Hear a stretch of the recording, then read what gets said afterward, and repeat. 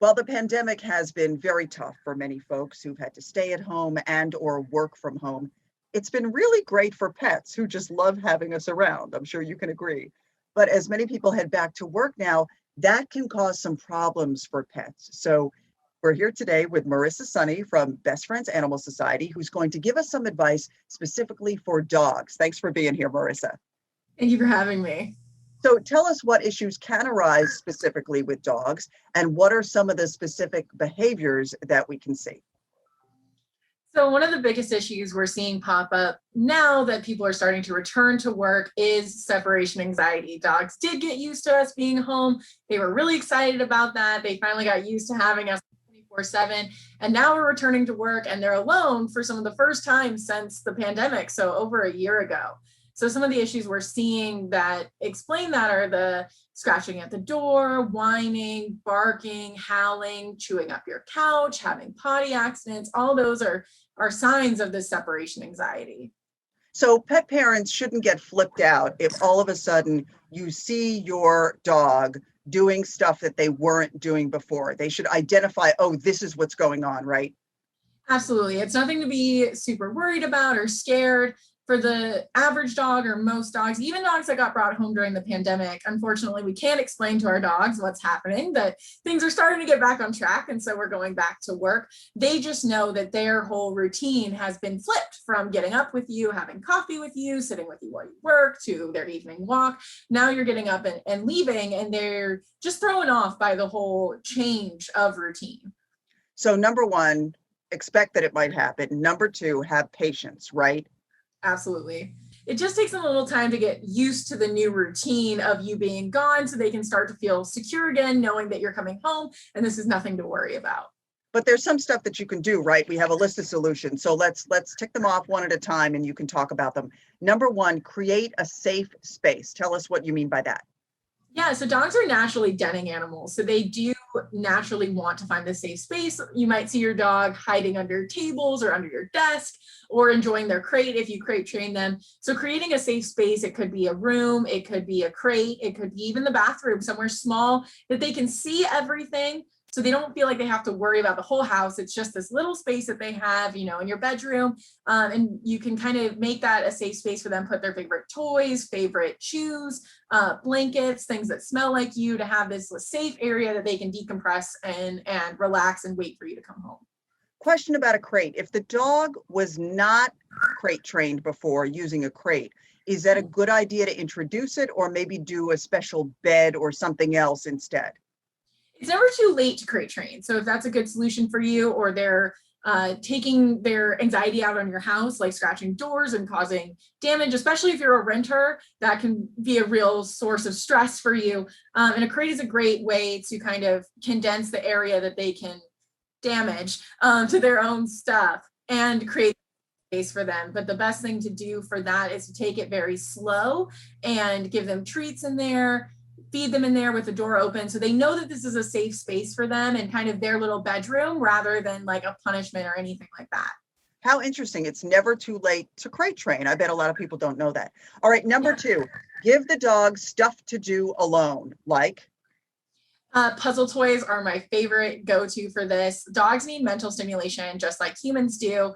One thing that I use to explain that is if you read a book all day, you might be tired. You didn't run a marathon, you didn't exert a lot of physical exercise, but it can be draining on your mental energy. And dogs are the same way, and it's very healthy for them. So Kong is a great one, is a great brand to use. You can put food in it. You can even use stuff you have at your house. You can put some treats in a towel and fold it up, add more treats, and give them that. And you'll see different dogs have different personalities of how they go for it. Some just pick it up and grab it, shake it, flinging all the treats out, which is still a game. They have to go find them. And sometimes very carefully unfold it and get their little treats.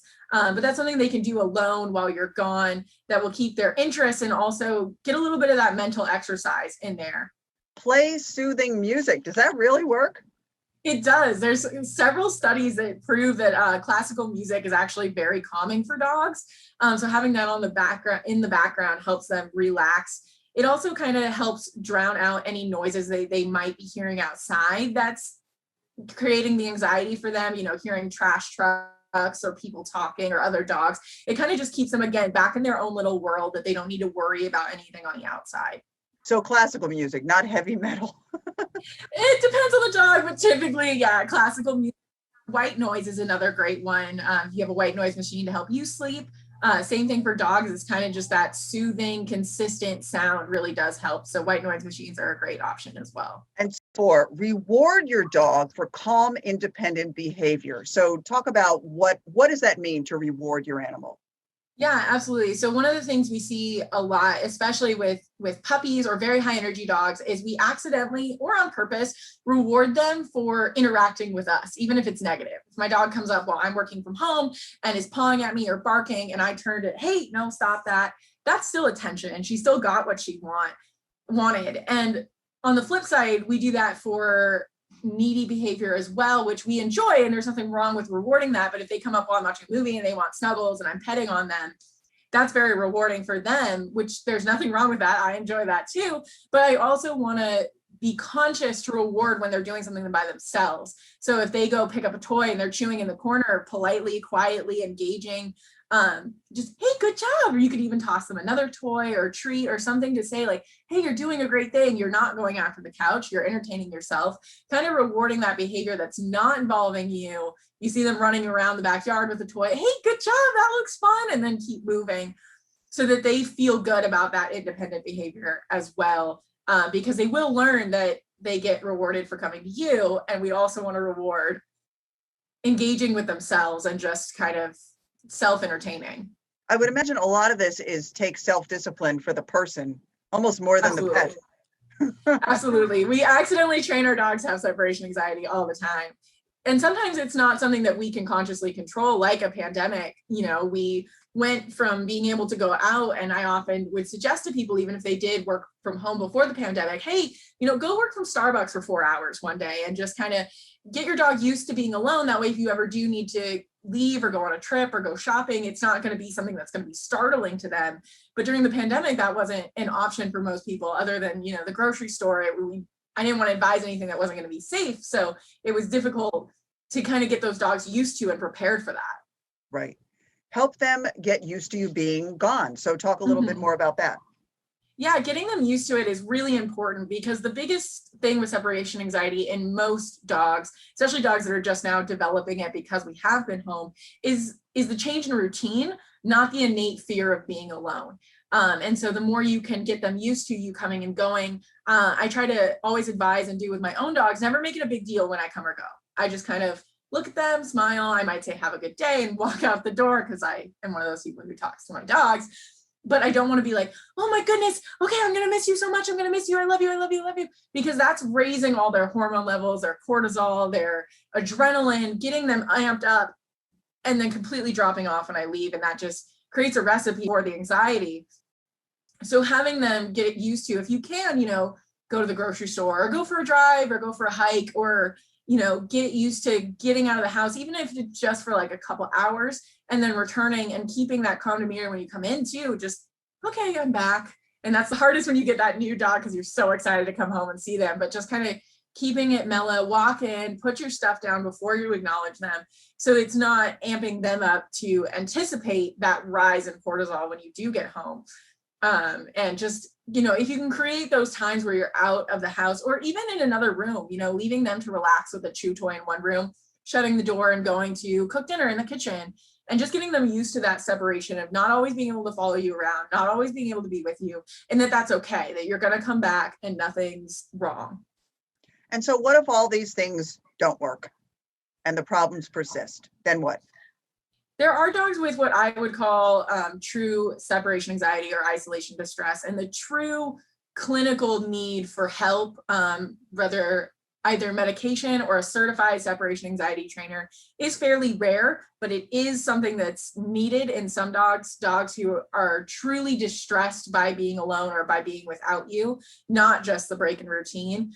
They can get help from a certified separation anxiety trainer. They're specialized in separation anxiety, which is a very different behavioral complication than basic training or reactivity.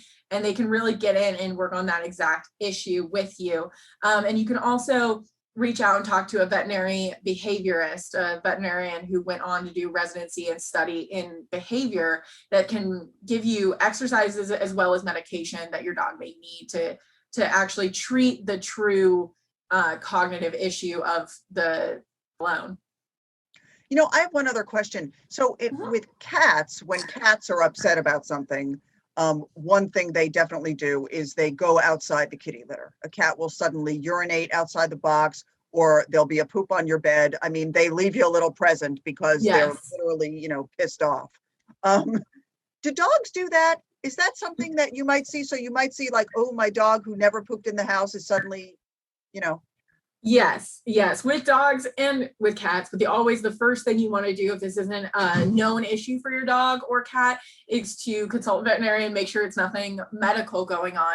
But then besides that, yes, absolutely. It can come from mostly just the stress of being alone. It can upset their stomach, which can cause diarrhea or needing to go more. They can do it. Also be the disruption in routine. If they're used to being able to say, hey, mom, I have to go potty right now, and suddenly you're gone for 8 hours, they might be like, oh, I didn't realize I had to hold it for that long. I did actually have to go when you left this morning. So it could be getting used to the new routine. It can also be stress. It can be not knowing how to get through the day or where to go when you're gone. Right. And important to address the issue without getting angry at the animal. They don't know why you're angry at them, right? Absolutely. They don't know why you're angry. And oftentimes, either they won't understand why you're angry if you're looking at an accident on the floor and yelling at them. They're just, oh, mom's angry today. I don't know why. And so they might look guilty. It's not actually guilt. Dogs don't feel guilt. They know safe and unsafe. And so they're going to give you behaviors that make you less mad. And they've probably learned that that's things that look guilty, like head down, not looking away. Those are all appeasement behaviors to appease you. But my biggest concern with people getting upset with potty accidents is that dogs often learn don't go in the house. They actually learn don't go to the bathroom in front of humans. It's not safe. And that can cause your issue, especially with young dogs. If you're or if you live in an apartment and you need to walk them for them to go to the bathroom, they might get scared of going to the bathroom in front of you. And that makes it very hard to potty train them because you can't reward them. They don't want to go on the leash. And it can create an even bigger issue of always going in the house when you're gone, because that's the only time it feels safe to go. Right. So important that we learn how to sort of, communicate with our animals as they understand, and not humanize them and think that they understand the way we do. Absolutely. There's a big culture clash there of how they think and how we think, and the way we process information and morality. Dogs don't have morality. Again, going back to the separation anxiety thing, it's not that they're trying to be bad or they're trying to guilt you for going back to work or they're angry. It's more, I feel unsafe now, and I'm taking that out in the ways I know how, which is barking, scratching, going to the bathroom. Because we often accidentally reward barking too. Your dog barks and you live in an apartment or with neighbors and you're like, hey, shh, shh, shh. Again, you're giving them the attention, and that's rewarding that barking. And so they're hoping, bark loud enough, maybe she'll come home, maybe she'll hear me. Wow. So in general, any final word of advice for pet parents? Take it slow. It takes patience and it takes time, and you are not alone. So many pet owners are going to be going through this as we all start trickling back into working outside the home. And so just know that it's okay. Take your time. You're not alone, and you'll get there. It just takes patience, and that, your dog's trying just as hard as you are, and just take a breath. Sometimes we just need a breath and a break from our dog too. And start prepping as soon as possible. And start prepping now. Get them used to you coming and going and being gone for an hour, a couple hours, because if you jump right in from I'm home 24/7 to I'm gone 8 hours a day, it can be very alarming for your dog. Marissa Sunny, great information. Thank you so much. Thank you so much for having me.